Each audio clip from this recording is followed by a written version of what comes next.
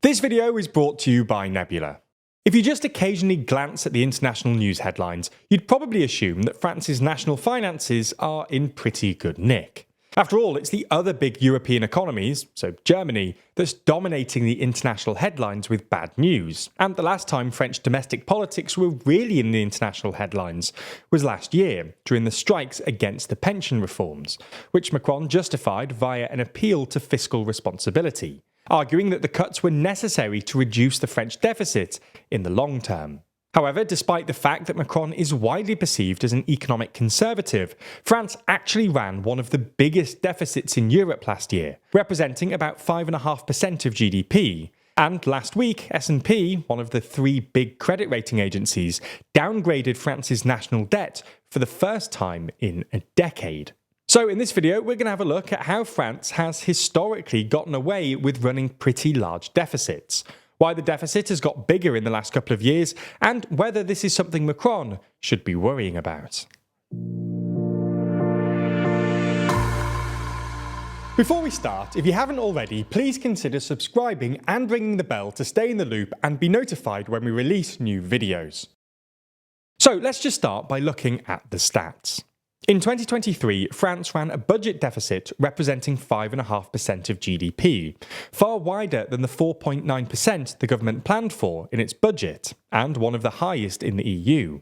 For context, according to Eurostat data, the EU's overall deficit last year was just 3.5% of GDP, and only 3 countries ran higher national deficits than France. They were Romania, which ran a deficit representing 6.6% of GDP, Hungary, which ran a deficit representing 6.7% of GDP, and, true to form, Italy, which ran a deficit representing 7.4% of GDP, largely thanks to the controversial superbonus, a generous tax relief on home improvements introduced in 2020, which has cost the government billions of euros.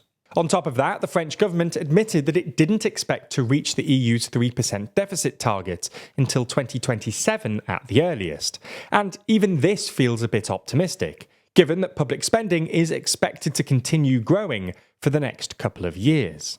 This is why the IMF currently expects France's public deficit to remain above 4% until at least 2029.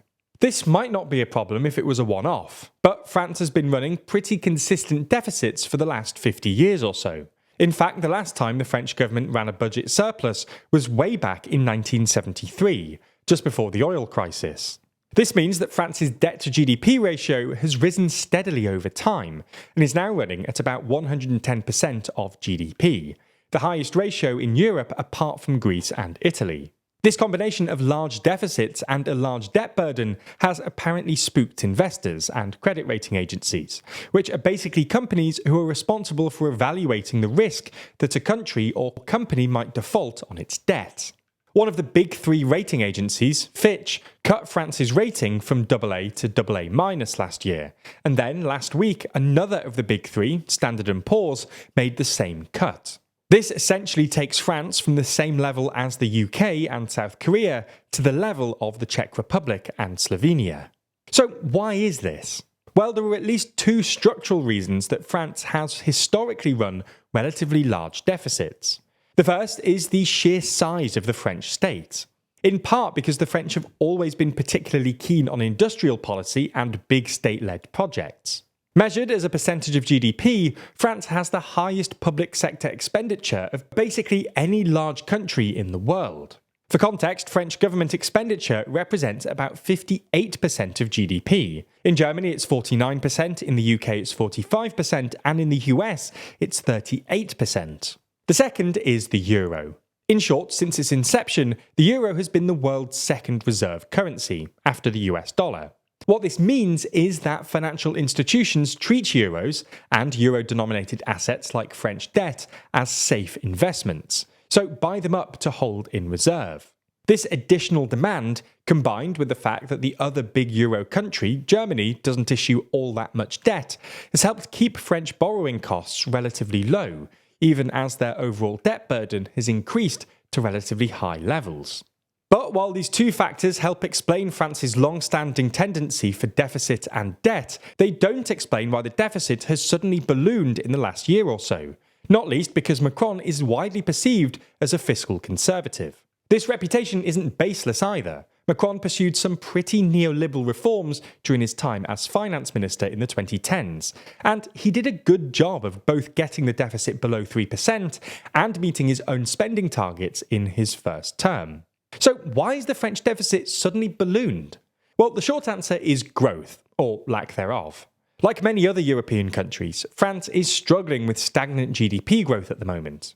GDP growth in France fell from about 2.5% in 2022 to just 0.8% in 2023, and the French Statistical Authority recently cut its growth forecast for 2024 from 1.4% to just 1%. Lower than expected growth means lower than expected tax revenues, and this was the main reason the deficit, which is just the gap between spending and revenue, came in above expectations last year.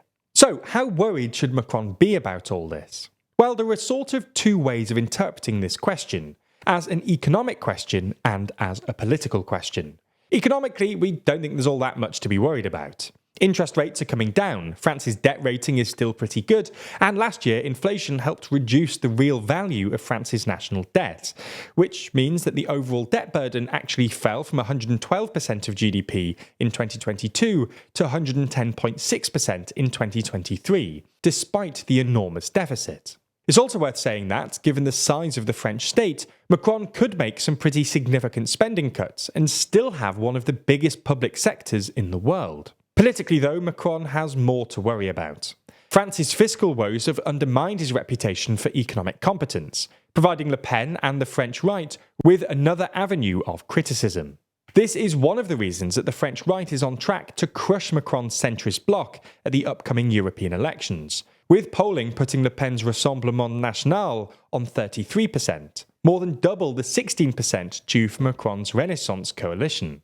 Macron has also come under pressure from the left, with the Socialist Party and others calling for new taxes on the wealthy. Macron and Attal have so far resisted these calls, reiterating their preference for reforms, like loosening labour laws or increasing the retirement age, over taxes for increasing revenues.